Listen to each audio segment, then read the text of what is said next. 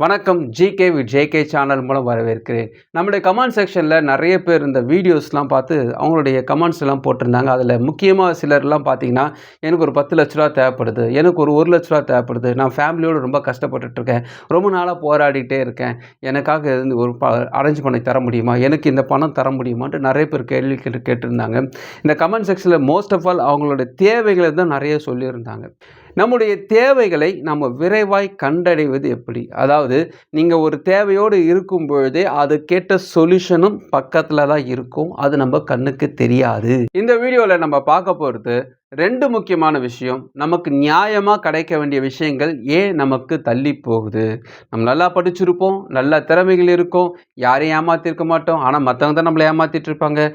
சின்ன வயசுலேருந்தே கஷ்டப்பட்டுட்டு இருப்பாங்க, மற்றவங்களுக்காக ஓடி ஓடி உழைச்சிட்டு இருப்பாங்க, எந்த வித முன்னேற்றமும் இல்லாமல் போராட்டத்திலேயே இருப்பாங்க, கடன்லேயே இருப்பாங்க. இன்னொருத்தவங்க இருக்கிறாங்க, தடை மேலே தடையாக இருக்கும், பக்கத்தில் வர மாதிரி இருக்கும், தள்ளி போயிடும், முடிகிற மாதிரி இருக்கும், டக்குன்னு போயிடும். ஏன்டா நமக்கு மட்டும் இப்படி நடக்குன்னு ஒரு எண்ணங்கள் இருக்கும்.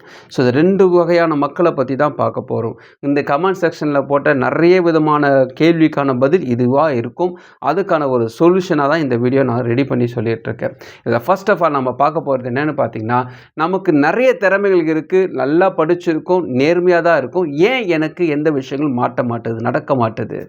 வள்ளுவர் பெருந்தகை 2000 வருஷத்துக்கு முன்பாகவே இதை சொல்லிட்டார். அதாவது உள்ளுவதெல்லாம் உயர் உள்ளல், நீங்கள் எண்ணுவதெல்லாம் பெரியதாக எண்ண வேண்டும். இதை பற்றி தான் ஒரு டீட்டெயிலாக அதை சொல்லியிருப்பார். நம்மளுடைய எண்ணங்களில் பெரிதான ஒரு புத்திசாலித்தனமான வரைபடம் வேணும். இந்த வரைபடம் இல்லாததுனால்தான் நம்ம நினைக்கிறது எல்லாமே நமக்கு சோர்வை உண்டாக்குறது. இப்போது எனக்கு ஒரு விஷயம் பணம் தேவைப்படுது வச்சுக்கோங்களேன், அந்த பணத்துக்காக நான் ஓடுறேன், அங்கே இங்கே ஓடுறேன், அதுதான் என்னுடைய வாழ்க்கையாக நினச்சிட்ருக்கேன். நம்ம கடவுள்கிட்ட பிரார்த்திக்கும் போது கூட எப்படி பிரார்த்திப்போனா, கடவுளே இந்த பெரிய கடன், ஒரு பெரிய பாரம் நீங்கள் எப்படியாவது எனக்கு சரி பண்ணி கொடுங்க சொல்லும் பொழுது, அது நம்ம கடவுள்கிட்ட சொல்லிட்டு வந்துடுவோம். அது சொல்லிட்டு வந்த பிறகு நம்மளுடைய மைண்ட் செட் எப்படி இருக்கும் பார்த்தீங்கன்னா, ஒரு பெரிய டார்கெட்டு நம்ம கடவுள்கிட்ட கொடுத்துட்ருக்கோம், அந்த பெரிய டார்கெட்டை அவர் முடிச்சிடுவார். அதாவது நமக்கு உலகத்திலே நம்மளோட பிரச்சனை தான் பெரிய பிரச்சனையாகவும், அது கடவுள் முடிக்கிறதுக்கு டைம் எடுத்துப்பாருன்றதுக்காகவும், அவர் இது ரொம்ப கஷ்டப்பட்டு தான் இந்த வேலையை செஞ்சு முடிப்பாருன்றது போல், நம்ம ஒரு வேலையாட்களுக்கு ஒரு வேலை கொடுக்கறது போல் இது கடவுள்கிட்ட செலுத்திட்டு யோசிச்சுட்டு வருவோம், இதை எப்படி முடிப்பார், அது அவரால் செய்ய முடியுமான்ற மாதிரியே அவர் மேலே நம்பிக்கை இல்லாதபடியே, ஒரு முழு நம்பிக்கை இல்லாமல் ஒரு அலசல் புலசலோட மனசில் வரும். நம்மகிட்ட ஏற்கனவே இருக்கக்கூடிய பேட் திங்கிங்கு, நம்மகிட்ட ஏற்கனவே நம்ம ஏற்பட்ட தோல்விகள் நம்மளோடு போராடிக்கிட்டே வரும். இது எப்படி நடக்கும், அப்படி எப்படி நடக்கும்ன்ட்டு. ஆனால் கடவுளை பொறுத்த வரைக்குமே ஒரு பெரிய ஒரு பணக்காரங்கிட்ட ஒரு 5000 ரூபாய்க்காக நிற்கக்கூடிய அந்த பணக்காரனுடைய பையனை போல தான் நம்ம இருக்கிறோம். நமக்கு தேவை ரொம்ப கம்மியான தேவை. உங்களுடைய கடவுளினுடைய செல்வத்தை ஒப்பிட்டார்களா, நம்முடைய தேவை ரொம்ப கம்மியான தேவை. ஆனால் இப்போடைய சுச்சுவேஷன் நம்முடைய சிந்தையை தாக்குனதுனால, இதுதான் உலகத்திலே பெரிதான ஒரு கடன் இருப்பது போல் நமக்கு தெரிகிறதுனால, நம்ம அங்கே ப்ரெசன்ட் பண்ணும்போதே, ஒரு விஷயத்தை கேட்கும்போதே, எப்படியா முடிச்சிடுங்க ஆண்டவர்ன்ட்டு அதுக்காக ரொம்ப நேரம் ப்ரே பண்ணி, அது பெரிய கஷ்டம் போலவே நம்ம மனசுல இருந்து ஒரு அதிர்வோடு சொல்லும் பொழுது, இந்த கஷ்டம் என்ற அதிர்வு வருது இல்லையா, அது அப்படியே ஸ்டக் ஆகி நிற்கும். இந்த வரைபடத்தை பொறுத்த வரைக்குமே ஒரு டீட்டெயில் நமக்கு வேணும். 1 கோடி ரூபா உங்களுக்கு கிடைக்கணும்னா, அது கிடைக்கிறதுக்கான வாய்ப்புகள் என்ன, யாரை நான் சந்தித்தா நான் வாழ்க்கையில் உயர முடியும், அத்தகைய மனுஷர்கள் நான் சந்திக்கக்கூடிய வாய்ப்பை கொடு கடவுளே, அத்தகைய மனுஷர்களுடைய நாலேஜை எனக்கு கொடு கடவுளே, நான் அந்த அளவுக்கு வளரக்கூடிய உழைப்பை எனக்கு கொடு கடவுளே, இப்படி தான் இந்த சந்தர்ப்பங்களை ஏற்படுத்துங்க ஆண்டவரே, இப்படி தான் நீங்கள் ப்ரேயர் பண்ணணும். ஆனால் நம்ம பிரச்சனையை பெருசாக்கும் பொழுது, அந்த பெருசான விஷயம்தான் நம்முடைய வாழ்க்கையாக நம்ம எண்ணும் பொழுது, இந்த சிந்தையானது அங்கே ஸ்டக்காக நின்றுடும். அப்போ கடவுள் டக்குன்னு கொடுத்து சரி பண்ண வேண்டியதானே, அவர் கடவுள் கொடுக்க தயாராகிறாரு, நீங்கள் பெற்றுக்கொள்ள தயாராக இல்லை. நம்முடைய சிந்தை முழுமையாக இருக்கிறதுனால, நம்முடைய சிந்தை ரொம்ப பிளாக்காக இருக்கிறதுனால, அங்கே போடக்கூடிய பிளெஸ்ஸிங்ஸ் உள்ளே வரல. நான் நிறைய வீடியோஸில் சொல்லக்கூடிய விஷயங்கள் தான், ஒரு மனுஷனை கடவுள் ஆஸ்வதிக்க விரும்புனா ஃபஸ்ட்டு அவன் சிந்தையை தான் தொடுவார். சிந்தையை தெளிவாக்கிட்ட பிறகு தான் எல்லா விஷயங்களும் மாற்றப்படும். அதே நேரத்தில் ஒரு மனுஷனை கடவுள் முட்டாளாக்கணும் முடிவு பண்ணுறாருன்னு வச்சுக்கோங்க, டைரெக்டாக சிந்தையை தான் தொடுவார். அது தொட்டார்னா அவன் எவ்வளோ பெரிய பணக்காரனாலும் சரி, ஏதாவது ஒரு விஷயத்தில் மாட்டிப்பாங்க, ஏதாவது ஒரு தப்பில் மாட்டிப்பாங்க, இல்லாட்டி ஏற்கனவே செஞ்ச ஒரு விஷயம் கர்மாவாக நின்றும். ஸோ சிந்தை தான் கடவுள் தொடக்கூடிய முக்கியமான விஷயம். ஸோ உங்களுடைய தேவைகளை, எண்ணங்களை பெரிதாக்குங்க. அப்போது 2வது முக்கியமான விஷயம், ஏன் எனக்கு தள்ளி தள்ளி போகுது, பக்கத்தில் வருது ஏன் தள்ளி போகுது, ஏன் எனக்கு பக்கத்தில் சட்டு சட்டு நடக்க மாட்டுது.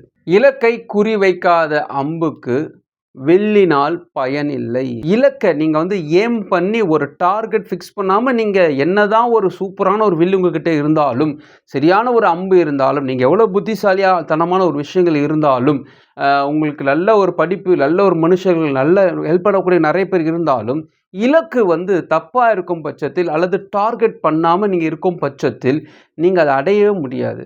நிறைய பேருக்கு பக்கத்தில் ஏன் போகலைன்னு பார்த்தீங்கன்னா, ஏற்கனவே ஒரு விஷயம் உங்ககிட்ட ஓடிக்கிட்டு இருக்கு. அந்த விஷயங்கள் பார்த்தீங்கன்னா, ஒரு கலவரம், ஒரு பயம், இது நடக்குமா நடக்காதான்ற ஒரு நம்பிக்கை இல்லாத ஒரு இருமனம். அந்த இருமனம் என்ன பண்ணும் பார்த்தீங்கன்னா, ஒரு குழப்பத்தோடு இருக்கும். இது போகுமா போகாதா, இது கிடைக்குமா கிடைக்காதா, ஒருவேளை இப்படி இருந்துச்சுன்னா, ஒருவேளை அப்படி இருந்துச்சுன்னா, இது போல் டபுள் மைண்டடாக இருக்கும்போது ஏம் பண்ண முடியாது. ஸோ ஃபோக்கஸ் பண்ணுறதுக்கு உங்களோட தேவை என்னவாக இருந்தாலும் சரி, அது ஒரு காரோ, வீடோ, பணமோ, எத்தனை கோடியோ, அது உங்களுடைய தேவைகளாக இருந்தாலும் அதை ஏம் பண்ணுறதுக்கு ஃபோக்கஸ் ரொம்ப முக்கியம். அதே போல் ஒரு படகு இருக்குதுன்னு வச்சுங்களேன், படகுக்கும் ஒரு இலக்கு வேணும். நீங்கள் கரை போய் சேரணும்னா இந்த திசையில் தான் போகணும், நீங்கள் முடிவு பண்ணிட்டு தொடர்பு பட்டால் தான் அந்த இடத்துக்கு போவீங்க. நான் எப்படி வேணால் போடுவேன், நான் கரைக்கு போயிடுவேன்னா போகவே முடியாது. அதுபோல் இந்த இலக்கு வைத்து தான் போக வேண்டும். நம்மளுடைய சிந்தையில் நீங்கள் என்ன தேவையாக இருக்கீங்களோ அந்த தேவை இலக்கு வைத்து ஒவ்வொரு நாளும் அதை பற்றி அதிகமாக சிந்திக்க வேண்டும். ஆனால் இது போல் சிந்திக்கும் போது என்ன பிரச்சனைன்னு பார்த்தீங்கன்னா, அது எப்போவுமே டைவர்ட் ஆக அதிகமான வாய்ப்பு இருக்குது. எப்படி யாரும் குழப்பத்துக்கு வருவாங்க, ஏதாவது ஒன்று போட்டு நம்மளை திசை திருப்ப பார்ப்பாங்க.